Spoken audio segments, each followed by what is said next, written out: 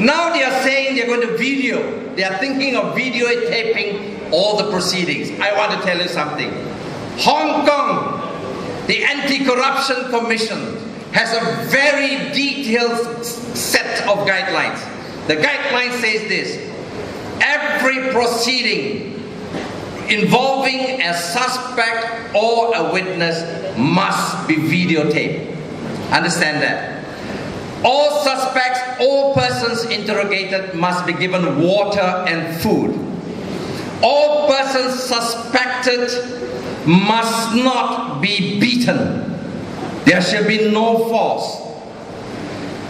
And if they are ill during the course of interrogation, medical assistance must be provided to the suspect or the witness.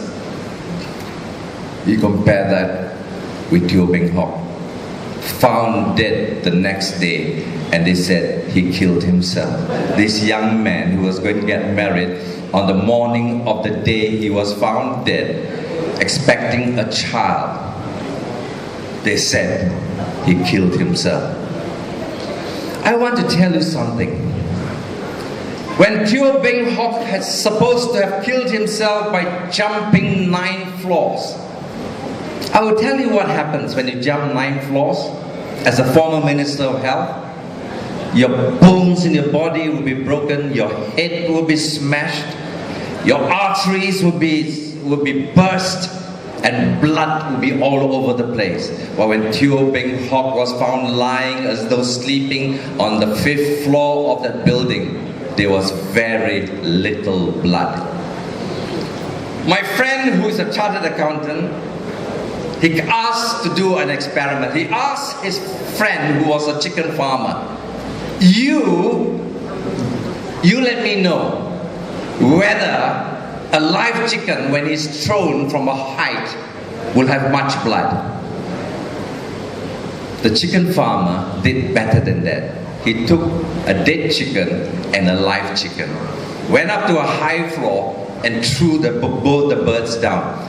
When he rushed down to look, the dead bird had very little blood, but the live bird had blood splattered all over the place.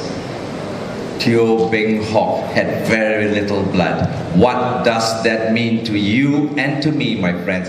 I leave it to you to come to a conclusion.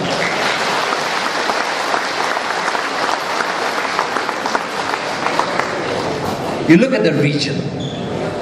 You look at the region. You look at Taiwan. 9 years ago, the Kuomintang that had ruled Taiwan since 1947, 1948, unshakable. But when the people of Taiwan rose up to support the Democrats, the Kuomintang fell.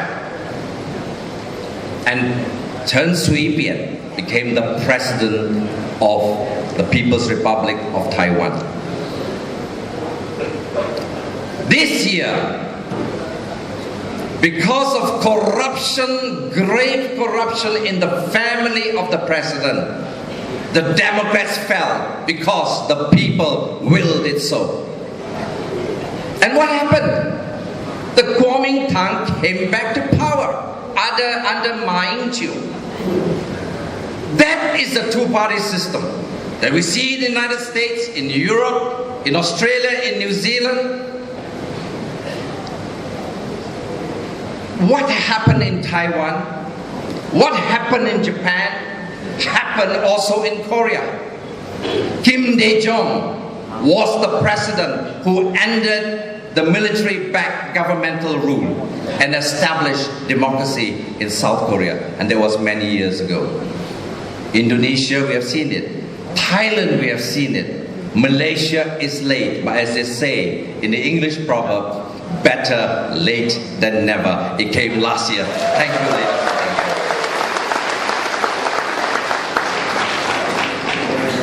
you. We want to talk about the reason why people leave the country, migrate and become citizens and PRs of other nations. Why? How many Chinese, how many Indians, including even some Malays, have left Malaysia's shores? You ask families throughout Peninsular Malaysia, I ask the Chinese, I ask the Indians, where are your children? One in UK, one in the USA, one in New Zealand, one in Singapore, one in China. 1 million people, mostly Chinese, have said no more Malaysia and gone abroad to be citizens and to be PRs. Why? Because they see that the Dutching is unbalanced. I was in Perth 2 years ago, and as I was touring the city, walking the streets, I met a former officer from the Ministry of Health. I said, "Hi, what are you doing here? Are you here on holiday with your wife?" Because he's walking with his wife and a few other young people. He says, "No, Dato, I have migrated to Australia.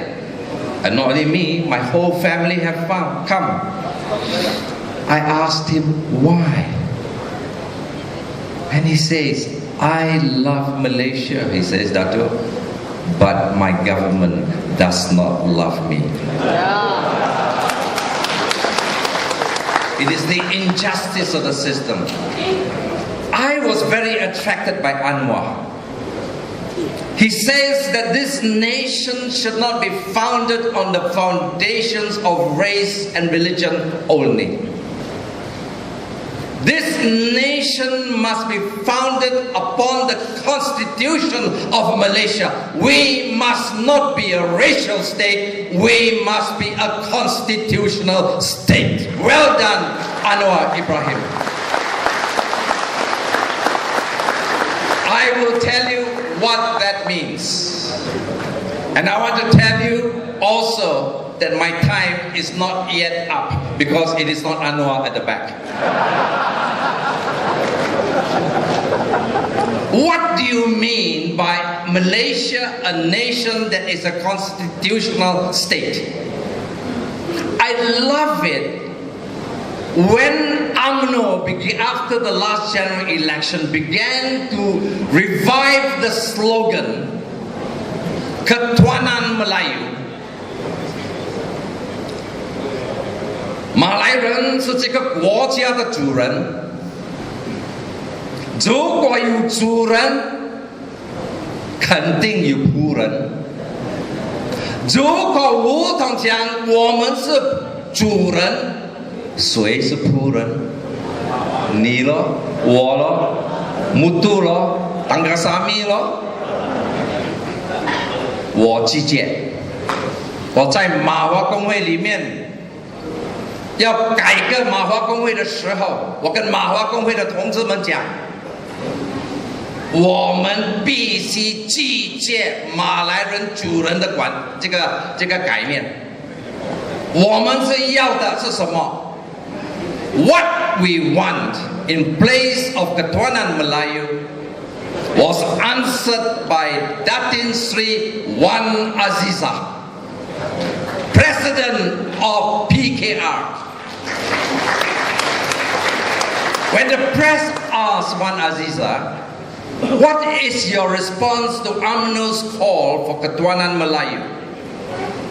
Mark my words, ladies and gentlemen, this is the reply of a great Malay leader.